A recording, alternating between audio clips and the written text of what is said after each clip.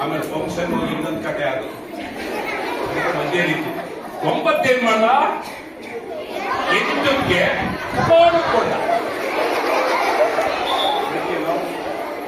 ಆಮೇಲೆ ಅವಾಗ 8 ಅಣ್ಣ ಯಾಕಣ್ಣ ನನಗೆ ಹೊಡೆದೆ ಅಂತ ಕೇಳ್ದ ಇವನು. ಅದಕ್ಕೆ ಇವನೇನ್ ಹೇಳ್ದ, ನಾನು 9 ನಿನಗಿಂತ ದೊಡ್ಡನು ಅದಕ್ಕೆ ಹೊಡೆದೆ. ಹೌದಣ್ಣ ಅಂತ ಇವಾಗ ಇವನಿದ್ದ, ಇವನು ಹೊಡೆಸ್ಕೊಂಡಿದ್ನಲ್ಲ 8 ಇವನು 7. ಈಗ 8 ಏನ್ ಮಾಡ್ದ, 7 ಹೋಗಿ ಕಪಾಳ್ಕೊಂಡ. ಯಾಕಣ್ಣ ಹೊಡೆದೆ? ನಾನು 8 ನೀನ್ 7, ನಿನಗಿಂತ ದೊಡ್ಡನು ಅದಕ್ಕೆ ನೀನು ಹೊಡೆದೆ. ಇವನು 7 ಮಾಡ್ದ, 6ಗೆ ಕಪಾಳ್ಕೊಂಡ. ಹೊಡೆಯೋದು ಯಾಕಣ್ಣ ಹೊಡೆದೆ ಅಂದ್ರೆ ಸೇಮ್ ಸ್ಟೋರಿ. ಏನ್ ಹೇಳಿದ್ರೆ, ಯಾಕೆಂದ್ರೆ ನಾನು ನಿನಗಿಂತ ಅದಕ್ಕೆ ಹೊಡೆದೆ. ಹಿಂಗೆ ಕತೆ. 5 4 ಹೊಡಿತು, 4 3 ಹೊಡಿತು. ಕಾರಣ ಏನು, ದೊಡ್ಡವರು ಅನ್ನೋದು. 2 1 ಹೊಡಿತು. 1 ಯಾರಿಗೆ ಹೊಡಿಬೇಕೀಗ? 1 ಯಾರಿಗೆ ಹೊಡಿಬೇಕು? ಇವರನ್ನು ಮಾಡಲಿಲ್ಲ. ಅದು ಬರ 1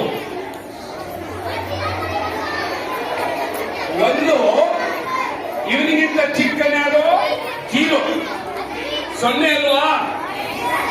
ಇವನು ಹೊಡಿಲಿಲ್ಲ, ಇವನನ್ನ ಹೊಡಿಲಿಲ್ಲ, ಪಕ್ಕಕ್ಕೆ ನಿಲ್ಲಿಸ್ಕೊಂಡ. ಏನಾಗ 1 ಪಕ್ಕ 0 ಬಂದ್ರೆ ಏನಾಯ್ತು? ಯಾರು ದೊಡ್ಡರಾದ್ರೆ ಈಗ 10 ದೊಡ್ಡದಾಯ್ತು. ಮೊದಲು ಈ 0 ಇದ್ದಾಗ ಇದು ಜಸ್ಟ್ 1 ಆಗಿತ್ತು. ಯಾರೋ 9 ಆಗಿ ಬಂದಿದೆ. 9 9 ನೋಡಿ, 9 ಕೇಳಿಸುತ್ತಾ ಕಾಣಿಸುತ್ತಾ? ಇದುವರೆಗೂ 9 ದೊಡ್ಡನಾಗಿದ್ದ. ಅದಕ್ಕೆ ಅವನು ತನ್ನಗಿಂತ ಕೆಳಗನಿಗೆ ದೌರ್ಜನ್ಯ ಮಾಡ್ತಾ ಇದ್ದ. ಸಮಾಜದಲ್ಲೂ ಹಿಂಗೆ ಮಕ್ಕಳ ನಡೀತಾ ಇರೋರು. 1000 ರೂಪಾಯಿ ಇದ್ರು, 900 ರೂಪಾಯಿಗಳ ಮೇಲೆ ದೌರ್ಜನ್ಯ. 100 ರೂಪಾಯಿ ಇದ್ರು, 50 ರೂಪಾಯಿ ಮೇಲೆ ದೌರ್ಜನ್ಯ. ಮಾಸ್ಟರ್ ಡಿಗ್ರಿ ಓದಿದರು, PUC ಓದರ ಮೇಲೆ ದೌರ್ಜನ್ಯ. ಎಲ್ಲ ಕಡೆಯೂ ದೌರ್ಜನ್ಯ. ಕಾರಣ ಇಷ್ಟೇ, ನಾವು ದೊಡ್ಡವರು ಅಂತ. ಸೊ ಇವನು ದೊಡ್ಡನಾಗಿದ್ದ, ಹೊಡೆದ ತಕ್ಷಣ ದೊಡ್ಡನಾಗಲಿಲ್ಲ. ಆದ್ರೆ ಒಂದು ಅತ್ಯಂತ ಚಿಕ್ಕ ಸಂಖ್ಯೆ ಅದೇನು ದೊಡ್ಡದಾಯ್ತು ಅಂದ್ರೆ, ತನಗಿಂತ ಕೆಳಗಿನವ್ರನ್ನ ಜೊತೆಗೆ ನಿಲ್ಲಿಸಿಕೊಂಡು ಹೊತ್ತಾಯ್ತು.